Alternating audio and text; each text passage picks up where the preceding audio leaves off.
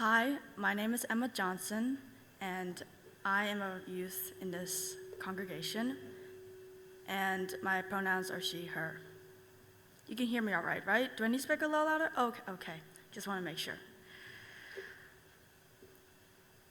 My sermon will be talking about culture identity. More specifically, my culture identity crisis I had at 16 as a sophomore in high school. Perfect timing, right?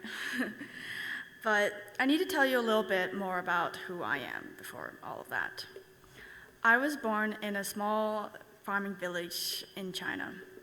I was brought to the adoption place when I was barely a day old, and I stayed there for 3 years. My mom and dad, who are over there, they came to China and they adopted me and brought me to America. My adopted mom is Japanese and my adopted dad is American. My brother, who is their biological son, is Japanese and American, and I am Chinese. Growing in such a diverse family caused me to be submerged in many different cultures, Japanese, American, and Chinese. My Japanese culture, since my mom is Japanese, I grew up watching, Japanese movies like Totoro, Spirit Away, Kiki's Delivery Service. I grew a deep love of eating Japanese food and learning about the cultural significance of every little dish, especially when it came to New Year's.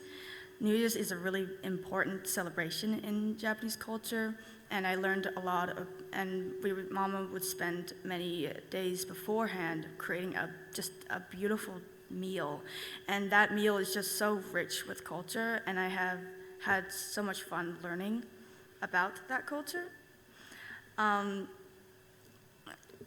For Chinese culture, though I didn't have anyone in my immediate family that was Chinese, my mom and dad did sign me up for a Chinese dance class when I was 6. And there I really learned my love of dance. I fell in love with every dance move I learned, and I realized, since it's Chinese dance, that each move has their own cultural significance. For example, in Tibetan dance, there's a lot of bending knees, and that is because in the high Alps of Tibetan, people have to bend their knees a lot in order to carry a bunch of stuff, so it's like a cultural significance of that. I also whenever I did perform my Chinese dance, it was always during Chinese New Year, so I was able to be submerged in the lion dance and the dragons and other different types of dances as well. Now, I know some people may say that American culture doesn't exist. I think it exists. And what I mean specifically of my American culture is more like where I was raised. My friends, my family, the people I love, they're in America, and I really think America is a really cool place to live. The politics are a little iffy, but other than that, it's a really great place to live, and I really love it here. And I wouldn't have chosen a better place to be raised. But enough of all that. Let's go to my culture identity crisis when I was 16.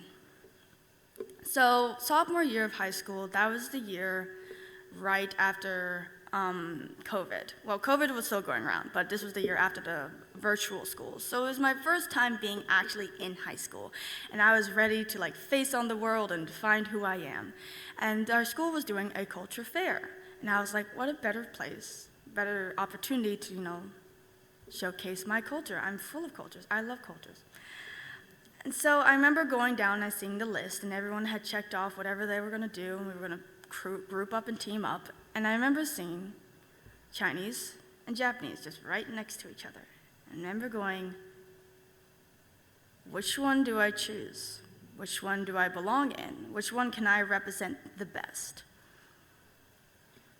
And so, because for me, I thought, well, I am born in China, so I probably should choose Chinese, but I know more about Japanese culture, so I think I could represent Japanese culture more, but I can't claim I'm Japanese because I was born in China. So that big problem came in my head, and I was like, oh, this is a huge identity crisis. I don't know how to deal with it. So what we do with our problems, we push it away in our brain until later. So I hoped future me would figure it out. Well, that only lasted like 3 or 4 months, and then at like 2 a.m. on a random Tuesday, my brain was like, you should probably figure this out. And I was like, yeah, I probably should. So in came the deep dive of who I am. So I didn't know where to start. I had some mixed opinions. I know I could see myself in both, but you can't really choose that for a culture fair. I mean, so I decided that I would go to the internet, where everyone gets to post their ideas and critically analyze you. So I decided to go on the internet, and I read a bunch of articles, I watched a bunch of videos, I read comments in those videos, and I found 3 important things. One, there are a lot of people who have opinions on this, and reading them can make you very confused, because, it's just my confusion, but amplified by everyone else's confusion. Number 2, everybody has a different experience on this topic, so to find someone that has the exact same is very hard. And number 3, and the most important one, many people have experienced this problem. It's not a new problem. It happens all the time. And maybe they're not exactly like mine, but they're pretty close.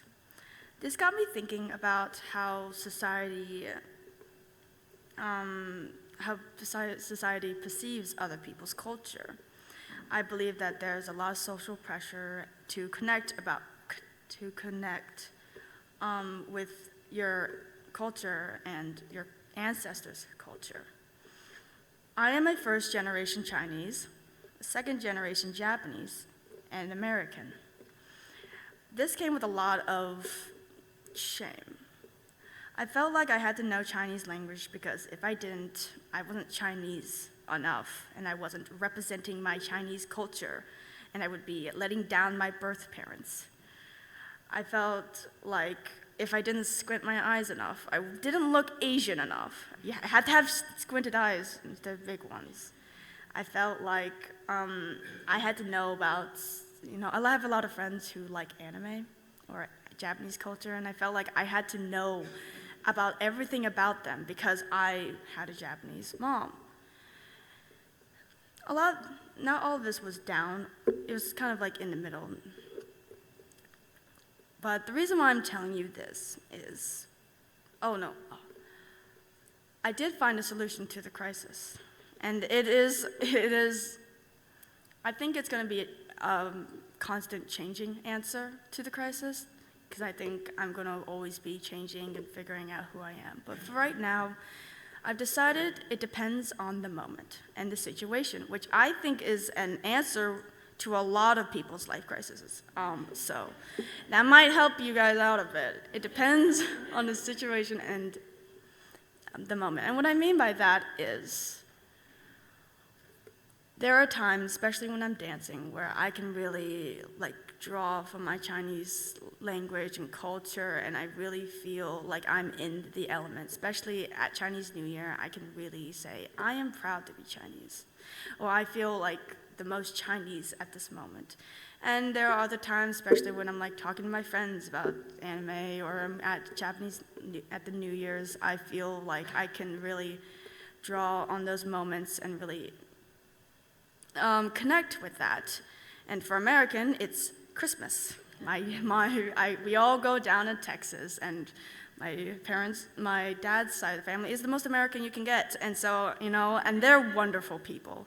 So I think it's not like in those moments I'm any less Chinese or American or Japanese or American or Chinese or Japanese. It's just, I think it's in those moments where, it's hard to describe. I guess it's a bit of a boost, It's kind of like a culture boost.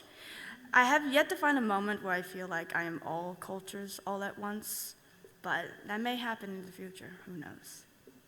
The reason why I'm telling you this, or the meaning, or the overall meaning I want you guys to get from this is, it's important to keep in mind to take your time when it comes to finding your cultures. I think society likes to tell you have to find this culture, or you have to find out about your great-great-grandfather from World War II, or you have to find this part of yourself. And I think that can be a very daunting task for people, because we're a part of so many cultures. It's hard to, ever find the time. Sometimes we're too busy. Sometimes you don't want to know. And I think it's okay to not have to know everything about your ancestors. And I think it's okay to say you're American. If you don't identify with any of the cultures of your ancestors, I think it's okay to say you're American, because I think American is a culture. So yeah, I guess that's my story.